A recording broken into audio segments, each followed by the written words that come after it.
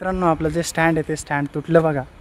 खरं तर आपण शूटिंग करते वेळेस म्हणजे एक खूप मोठी चुकीची गोष्ट आता आपल्यासोबत घडलेली, पण काही अडचण नाही. काही नाही. मित्रांनो, खरंच देवाच्या नामामध्ये, संतांच्या नामामध्ये जी शक्ती असते, जी ताकद असते ना, ती ताकद मी आज इथं अनुभवतोय. म्हणजे श्री जनार्दन स्वामी महाराजांचा हा जो मठ आहे, म्हणजे खरंच अकल्पनीय. मित्रांनो, मनाला इतकं भावत्या आहे या गोष्टी, इतकं या गोष्टींचं म्हणजे शब्दामध्ये वर्णन करणं माझ्याच्याने शक्य नाही आहे. आपण जर कधी बघायला गेलं तर इतका सुंदर असा निसर्गरम्य परिसर आहे हा, आणि याची स्वच्छता राखणं म्हणजे एवढं सोपं साधं सरळ काम नाही मित्रांनो. आणि तरी आपण बघायला गेलं तर इतकं सुंदर असं आहे, म्हणजे आपण एकदा नक्कीच आवर्जून या. अरे तिकडं याला कोकणामध्ये जाण्यापेक्षा, इकडं आपलं समुद्रकिनारी जाण्यापेक्षा, त्या गोव्याला जाण्यापेक्षा आपण आपल्या देवस्थानांना भेट देत चाला रे. मागे बघा माझ्या किती सुंदर अशी नारळाची झाडं आहे, काय सुंदर असं निसर्गरम्य वातावरण आहे. त्या गोव्यापेक्षा तर 1000 पट आपल्या म्हणजे महाराष्ट्रातील देवस्थानं भारी आहेत रे.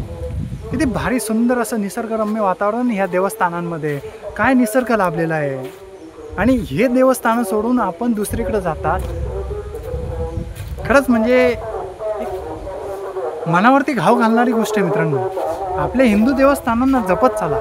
आपल्या हिंदू देवस्थानांना आपण जपलं नाही तर दुसरं कोण जपणार आहे. आपण हिंदू आहोत, आपलं ते प्रथम कर्तव्य आहे. आपल्याला इथल्या देवस्थानांबद्दल म्हणजे आपल्याला जागरूकता निर्माण करणं, आपल्याला इथलं देवस्थानांना जपणं हे महत्त्वाचं कार्य आहे मित्रांनो. आता यावर मी तरी काय सांगणार आहे आपल्याला, आणि आपण खरंच या गोष्टींना प्राधान्य दिलं पाहिजे. आता आपण बघायला गेलं तर असलं निसर्गरम्य वातावरण तुम्हाला दुसरं कुठंही बघायला भेटणार नाही मित्रांनो. माझं जीवन धन्य होतं आहे. मी जिथं देवदर्शनांना जातो आहे ना, तिथं म्हणजे खरंच एक वेगळा अनुभव मी घेतो आहे. आणि काय सांगावं या गोष्टींबद्दल, तर म्हणजे अकल्पनीय असलं सुंदर नैसर्गिक वातावरण म्हणजे ना मित्रांनो, मन भावून जातं. बघा ना मित्रांनो, काय ही स्वच्छता, काय हे म्हणजे किती सुंदर असं वातावरण, काय हे नारळाचे झाडं, आणि म्हणजे इथं आल्यानंतर इतकं मनसोक्त सुंदर असं वातावरण वाटतंय ना, मनाला भावून जात आहेत या गोष्टी. आपण बघू शकतात काय सुंदर वातावरण आहे, काय निसर्ग आहे तो. आणि अशा वातावरणामध्ये आल्यानंतर खरंच म्हणजे काय इतकं भारी मनाला भावणार आहे या गोष्टीत ना, याबद्दल कल्पना करणं देखील शक्य नाही मित्रांनो. आणि आपण आपल्या हिंदू देवस्थानांना सोडून दुसरीकडे गोव्याला वगैरे इकडे तिकडे जात बसतात. मला खरंच म्हणजे एक विशेष वाटतं आपल्या देवस्थानांना जय महाराष्ट्र मित्रांनो. तर आपल्याला इथले म्हणजे एक परमपूजनीय बाबाजी भेटले ते बघा. ते आपल्याला ह्या संपूर्ण मठाबद्दल म्हणजे तर ते थोडी माहिती देत चालणार आहे. तरी आपण हा व्हिडिओ शेवटपर्यंत बघायचा आहे बघा. काही नाही चल.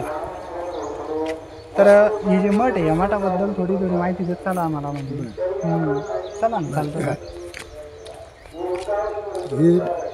गुरु जनार्दन स्वामी महाराज यांनी इथे सिद्धेश्वर म्हणून मंदिर आहे, मोडकळीस आलेलं होतं.